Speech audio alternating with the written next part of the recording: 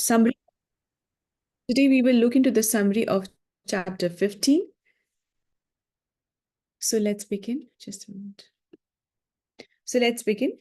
Chapter 14 जो हमारा हो चुका है उसमें था कि मोड्स ऑफ मटेरियल नेचर, जो प्रकृति की जो तीन गुण हैं जो कि रूल करते हैं हमें, तो या उनके आधार पर हम सारे कार्य करते हैं। उनके बारे में था मोड्स ऑफ मटेरियल नेचर, कि कैसे जो प्रकृति के तीन गुण हैं वो बांध के रखती है लिविंग एंटिटी को, जीवात्मा को बांध के रखती है। अब चैप्टर 15 में ये है कि इसको कैसे समझा जाए और इससे कैसे निकला जाए। ये है कि इन गुणों से पहले तो हमने तीन गुणों को समझा चैप्टर 14 में। अब है कि तीन गुणों से हम ऊपर कैसे हम निकल सकते हैं, कि भौतिक जगत में तो अभी हम हैं, क्या करें कि भौतिक जगत से निकल के हम आध्यात्मिक जगत में जा सके। तो इसका जो रास्ता है वो बताया है। तो ये भौतिक जगत को पहले तो एक पेड़ से कंपेयर किया गया है। ये पेड़ जो है वो उल्टा है। उल्टा ऐसे है कि इसकी शाखाएं नीचे हैं और इसकी जो जड़ है वो ऊपर है। इस तरीके से इस भौतिक जगत को कंपेयर करा गया है एक पेड़ से। ऐसा जो पेड़ है वैसे वो भौतिक जगत में कहीं दिखता नहीं है, सिवाय एक रिफ्लेक्शन के मात्र स्वरूप में दिखता है। जैसे कि अगर एक नदी का किनारा है या एक पॉन्ड है, उसके बिल्कुल तट पर अगर एक पेड़ खड़ा हुआ है तो उसका जो रिफ्लेक्शन है वो दिखता है पानी में। और वो जो रिफ्लेक्शन दिख रहा है एक्चुअली वो है भौतिक जगत, जो कि टेम्परेरी है और जो कि सच नहीं है। जैसे कि अगर हम जब शीशे में देखते हैं और अगर हम शीशे में देख करके तिलक लगाते हैं, तो तिलक अगर हम अपने प्रतिबिंब को लगाएंगे तो हमारे तिलक नहीं लगेगा। उसी प्रकार से हमें लगता है कि इस भौतिक जगत में सुख है, मन को लगता है कि भौतिक जगत में सुख है। ये किसको लग रहा है? जो मन है उसको लग रहा है कि भौतिक जगत में सुख है, परंतु इस भौतिक जगत में सुख है ही नहीं। इसमें टेम्परेरी थोड़ी थोड़ी खुशी मिलती रहती है और उससे हम खुश रहते हैं और हमें लगता है कि यही सही है। हमें यही लगता रहता है कि यही सही है और आगे हम बढ़ते रहते हैं। ऐसे हमारी कंडीशनिंग है कि ऐसा तो हो गई, इतना दुख तो मिलेगा ही, ऐसा तो हो गए, तो हम यहाँ से निकलने की हम कोशिश नहीं करते हैं। ठीक है। तो अभी जो पेड़ है जिसके की जड़ें ऊपर की ओर हैं और शाखाएं नीचे की ओर हैं, तो इसका जो तना है वो ब्रह्मा से कंपेयर कंपेयर किया गया है। जैसे ब्रह्मा से सारी जीवात्माएं उत्पन्न होती हैं, तो उसी तरीके से उस तने से सारी शाखाएं निकलती हैं। जो शाखाएं हैं वो क्या है? वो सारी लोक लोक हैं, प्लैनेट्स हैं या योनियां हैं। वो शाखाएं जो हैं वो डिफरेंट डिफरेंट प्लैनेट्स हैं। तो वो शाखाएं जो हैं जिस तरीके से ऊपर भी जा रही हैं और नीचे भी जा रही हैं, उसी प्रकार से जो जीवात्मा है अच्छे कर्म करके सत्कर्म करके ऊपर के लोकों में चला जाता है और बुरे पाप कर्म करके नीचे की योनि में, नीचे के लोक में, नरक में, निम्न योनि में, पशु पक्षी पेड़ पौधे या नीचे की योनि में चला जाता है। तो और जैसे कि पेड़ पे बैठे हुए पक्षी को फल खाने की इच्छा होती है, उसी प्रकार से जो जीवात्मा है वो भी अपने कर्म का फल चखना चाहता है। और फल जो है बहुत बहुत नीचे शाखा में बहुत नीचे लटका हुआ होता है। जो जो जीवात्मा है वो उस फल को चखना ही चाहता है। और वो ये कर्म क्यों कर रहा है, ऊपर या नीचे क्यों कर रहा है? अपने गुणों के आधार पे कर रहा है। ये जो कर्म कर रहा है जिससे उसको लोक प्राप्त हो रहे हैं, ये अपने गुणों के आधार पे प्राप्त हो रहे हैं। तो ये जो शाखाएं हैं ये किससे सींची जा रही हैं? ये सत गुणों के आधार पे सींची जा रही है। जैसे पेड़ जो है, पेड़ को जब पानी मिलता है तो वो बड़ा होता है, उसी तरीके से ये जो शाखाएं हैं उन वो किससे सींची जा रही है? गुणों के आधार पर सींची जा रही है। मतलब किस तरीके से जो जीवात्मा है ऊपर ही नीचे जा रहा है, वो अपने गुण के आधार पर जो कर्म करता है, जो इच्छाएं करता है, उससे वो या तो ऊपर जाता है या फिर वो नीचे आता है। अब जो शाखा है, शाखा से एक टहनी निकल रही है, ठीक है। जैसे ये शाखा है उससे एक एक टहनी निकल रही है। तो इसका जो जॉइंट है, इसका जो मीटिंग पॉइंट है ना, ये जो मीटिंग पॉइंट है, टहनी का जो मीटिंग पॉइंट है, वो मीटिंग पॉइंट क्या है? वो हमारी इंद्रियां हैं, वो हमारे सेंसेस हैं। ठीक है। तो अब समझ में आ गया ना, जो शाखाएं हैं उसे जो टहनियां निकल रही हैं, वो जो मीटिंग पॉइंट है वो हमारे सेंसेस हैं। और जो टहनी जो है वो हमारे सेंस ऑब्जेक्ट्स हैं, मतलब इंद्रिय के ऑब्जेक्ट्स हैं। अब हम यही करते रहते हैं कि अपने इंद्रियों को अपने ऑब्जेक्ट्स, उसके ऑब्जेक्ट से मिलाते रहते हैं। और किसके आधार पर मिलाते हैं? अपने गुणों के आधार पर मिलाते हैं, अपनी इच्छाओं के आधार पर मिलाते हैं। कि क्या करते रहते हैं हम अपनी, बस हम सिर्फ अपनी इंद्रिय तृप्ति करने में पूरा जीवन निकाल देते हैं। जो आंखों को अच्छा लगे वो दिखाना, जो कानों को अच्छा लगे वो सुनाना, और जो जीवा को अच्छा लगे उसको वो दिलवाना। हम यही करते रहते हैं और अपना पूरा जीवन हम निकाल देते हैं, ठीक है। अब उसकी ट्विक्स के आगे जो पत्तियां हैं वो है वैदिक हिम्स, वो वेदों की नॉलेज है, वो वेदों की नॉलेज है। तो कहने का तात्पर्य ये है कि जो इस पेड़ को समझ लेता है वो वेदों का ज्ञाता हो जाता है और वो कृष्ण को समझ पाता है, ठीक है। जो पेड़ को समझना जरूरी है, इसलिए पेड़ को, और इसी प्रकार से इसी शाखाओं में से निकलता है सेकेंडरी रूट। बरगद का पेड़ देखा है ना, उसकी सेकेंडरी रूट भी निकलती है। तो ये जीवात्मा को और तेज बांध देती है और ज्यादा जटिल तरीके से बांध देती है, ठीक है। सो यहां तक कि हमको अंडरस्टैंडिंग क्लियर है। अब ये शाखा, अब क्या करना चाहिए? करना ये है कि हमें इस पेड़ को सींचना नहीं है, इस पेड़ को काटना है, क्योंकि हम निकलने की कोशिश कर ही नहीं सकते। तो पहली बात, सींच कैसे रहे थे इस पेड़ को? गुणों के आधार पर सींच रहे थे।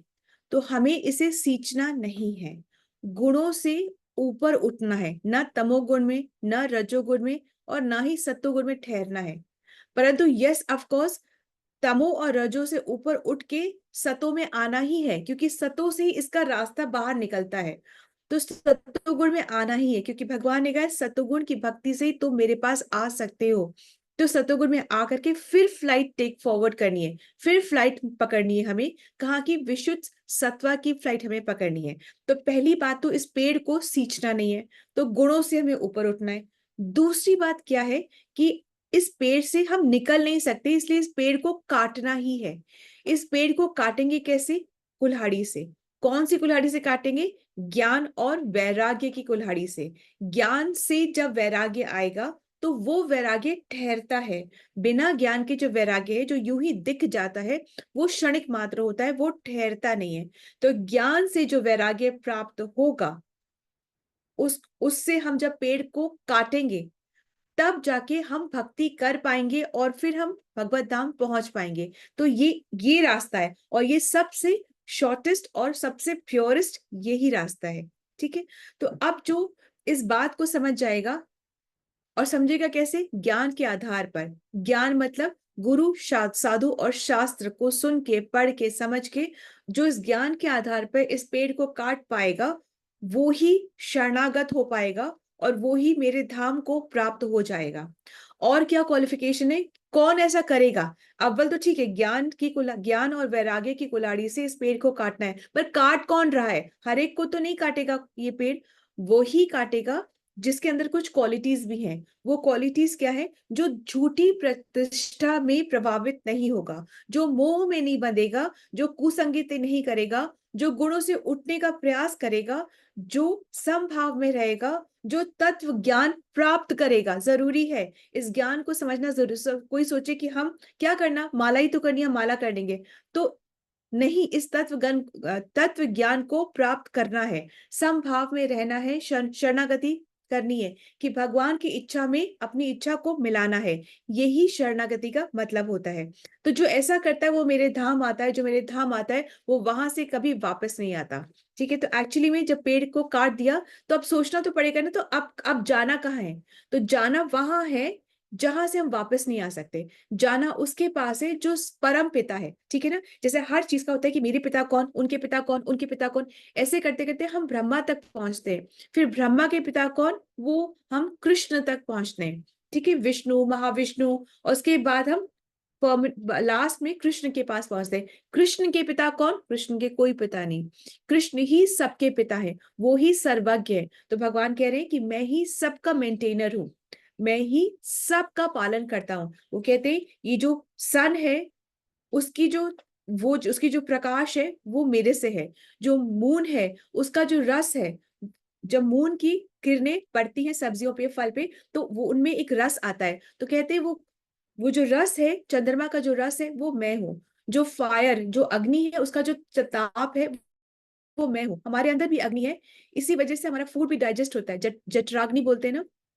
तो भगवान कह रहे हैं वो अग्नि भी मैं हूं, सब जगह की अग्नि मैं हूं। तो भगवान कहते हैं मैं डिफरेंट डिफरेंट तरीके से तुम्हारा पालन पोषण करता हूँ, तुम्हें मेंटेन करता हूँ। यदि तुम भूलना चाहते हो तो भूलने की मति भी मैं देता हूँ। यदि तुम अपनी आस्था कहीं और लगाना चाहते हो, तो उसको लगाने की मति भी मैं देता हूँ। यदि से तुम मुझे याद करना चाहते हो, तो मुझे याद करने का बल भी मैं देता हूँ।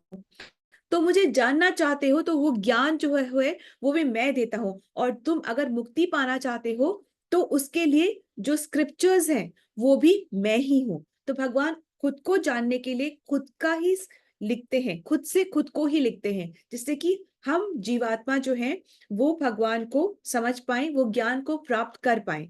तो और फिर उसके बाद में भगवान बता रहे हैं कि एक्चुअली में दो ही प्रकार के जीव हैं, या तो बद आत्मा है या फिर सिद्ध आत्मा है। मतलब या तो लिबरेटेड सोल है या फिर कंडीशन सोल है। पर भगवान कह रहे हैं मैं इन दोनों से ऊपर हूं, मैं थर्ड आइडेंटिटी हूं।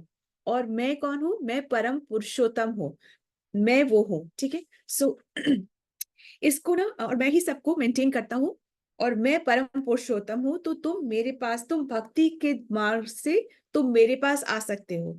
अब इसको हम एक एक्रोनिम से भी समझने की कोशिश करेंगे। वो एक्रोनिम है होम, HOME। बेसिक में इस चैप्टर में ये समझना है कि जहां पर हम हैं वो हमारा घर नहीं है। हमारा जो परमानेंट घर है वो भगवत धाम है, वो हमारा परमानेंट घर है। तो एक्रोनिम क्या है? HOME। इससे भी हम समझते हैं, H मतलब कि घर। यहाँ पे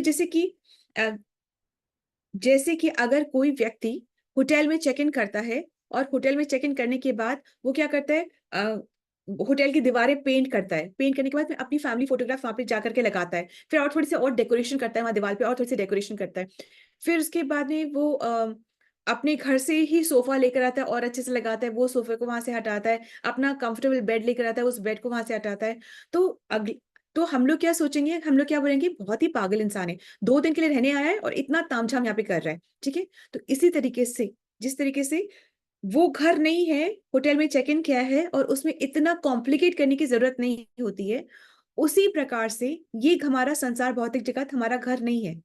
ये एक टेम्परेरी एक जगह है, और इस जगह में बहुत कॉम्प्लिकेशंस की जरूरत नहीं है।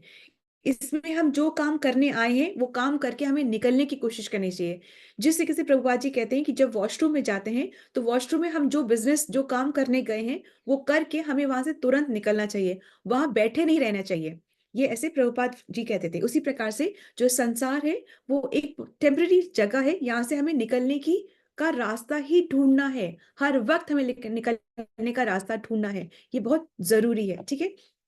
नहीं तो क्या है कि जैसे हम अलग अलग होटल्स में चेक इन करते हैं, उसी तरीके से हम अलग अलग शाखाओं में चेक इन करते रहेंगे, और इसी जंजाल में हम घूमते रहेंगे। सेकंड एक्रोनिम क्या है? HO है ना, O मतलब ओवर एंड ओवर अगेन।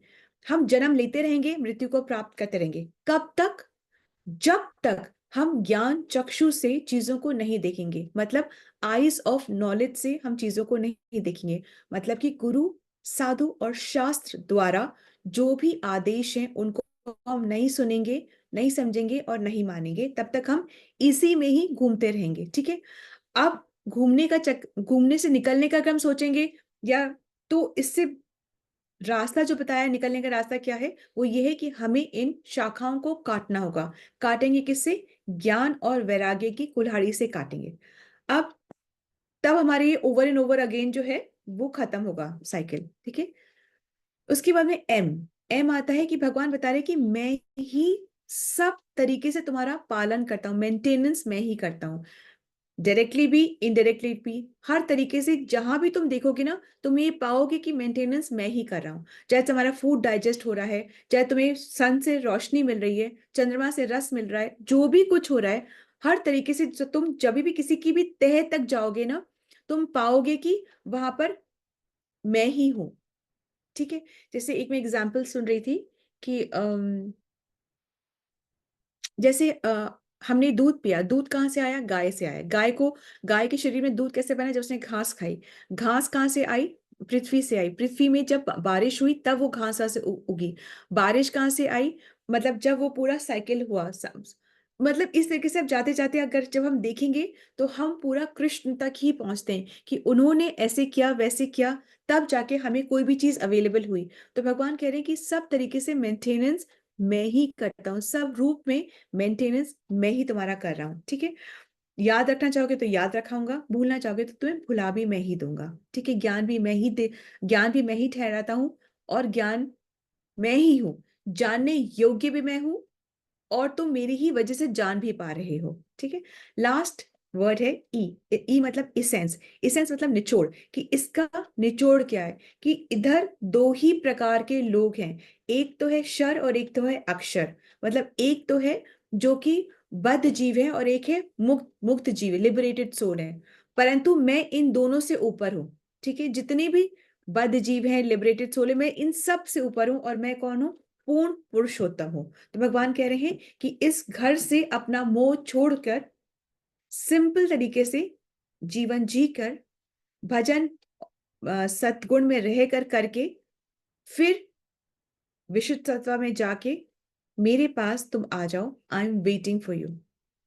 ठीक है, तो ये भगवान का यहाँ इसमें ये मैसेज है कि डिटैच हो जाओ यहाँ से, और मेरे पास वहां पर आ जाओ। I am waiting for you. So this is the understanding from this actual shloka. इसको श्लोका बाय श्लोका में, इसके अंदर भी 20 श्लोकास हैं, तो हम इसी में यही समझेंगे। और आप चाहें तो इसको खुद से भी पढ़िएगा, तो आपको समझ में आएगा। But shloka wise we will resume once I am back, so we will do that. Hare Krishna, धन्यवाद, thank. This is understanding. So Srila Prabhupada की जय, श्रीमद् भगवद गीता की जय। हरे कृष्णा।